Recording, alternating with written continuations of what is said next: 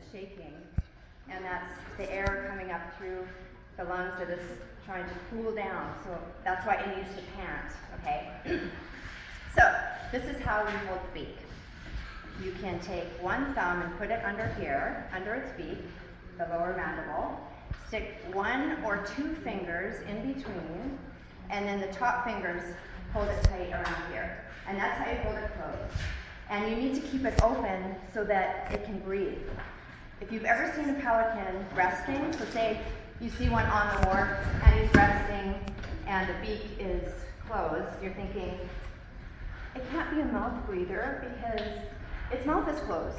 But what's really happening is at the back, it's open just a little bit, just enough to suck in air.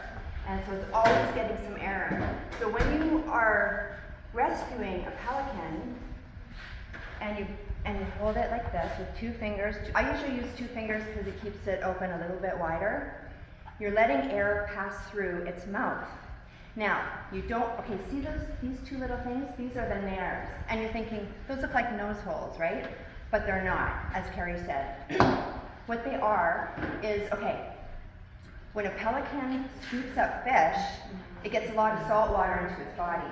And so these nose holes don't go through like breathing like ours do. They actually desalinate the water in the body. Yes? Kind of like a snorkel? Yeah, so it's kind of like a snorkel.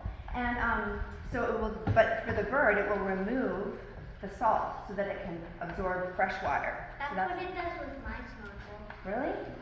That's amazing. With my mom and dad, they blow out and then all of the water showers me. Okay, has anybody ever gotten have you ever been swimming and you got water shot up your nose? Okay, okay, how many people have done that in a chlorinated swimming pool? Like in a swimming pool? Okay, you know that burning feeling?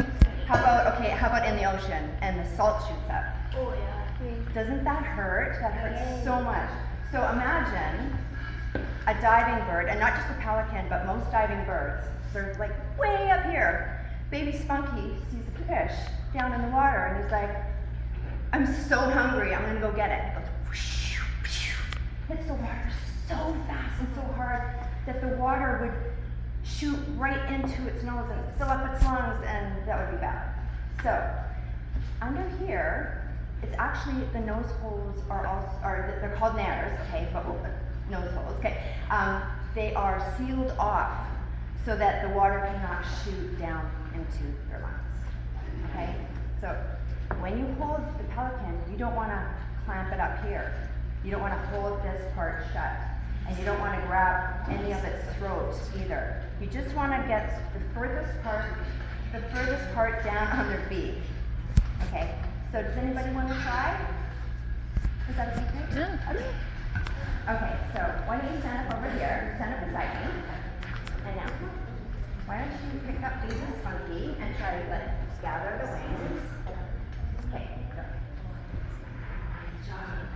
And then, yes, that would work, just like that. Exactly, you do it like that. Whatever's most comfortable. That's perfect. And some people will even hold it even like that. So you've got like 2 fingers down on the bottom and 2 inside. But what you did was, Yeah. he's got talent. Yes. That's awesome. That's perfect. Okay, Anyone else want to try? Anybody want to try? Okay. It's good practice because once you get your fingers in there, you know that you'll be able to do it. Put it back down on the ground. Yeah, do you want to put it back on the You ground? can release the bird. There we go. There you Awesome. go. The other thing, you want to tell them how to release when you release. Okay. Yeah. When you Okay, release go the ahead. bird, okay, after we've detangled the bird, some people do throw the bird, or they'll drop it off of the 30-foot Skyway, and they'll just like drop it over. Don't do that.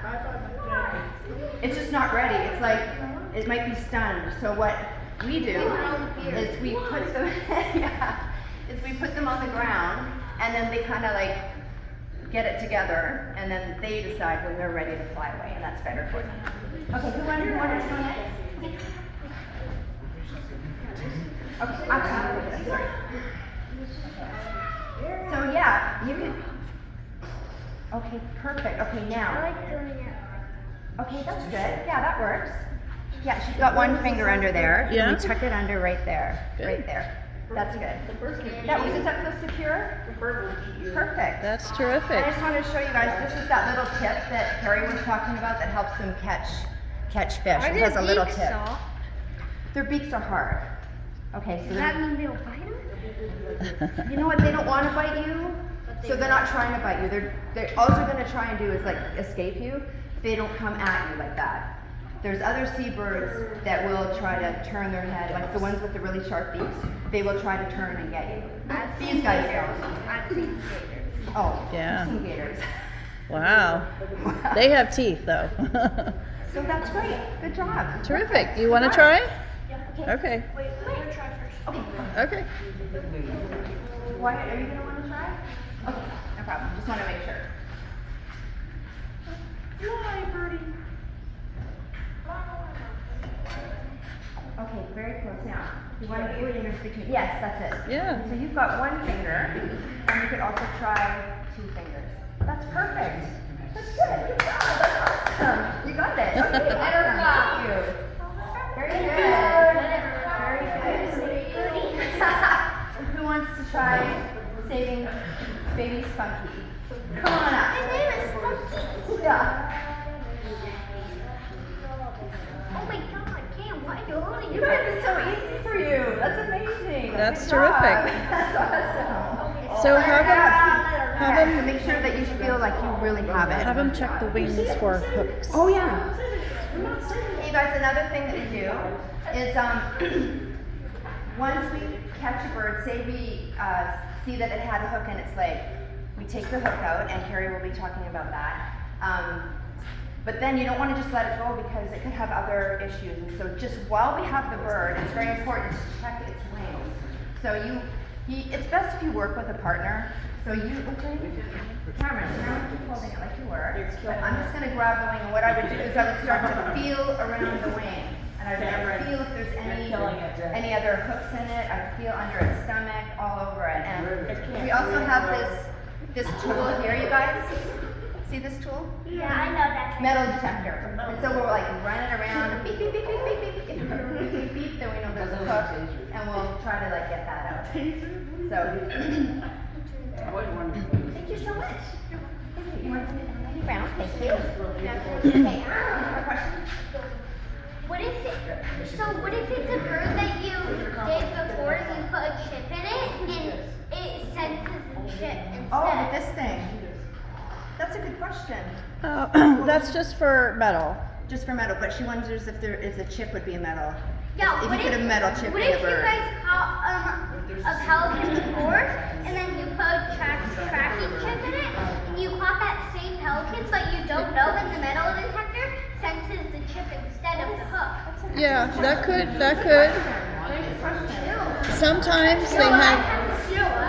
Sometimes they have metal bands on their legs or their feet.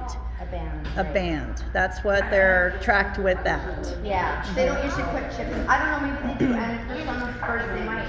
If we weren't sure what it was, we could take it to the veterinarian and have them do an ultrasound or an X-ray on it to see what it is. My bunny had to do that to get her a chip in it. And then every time my bunny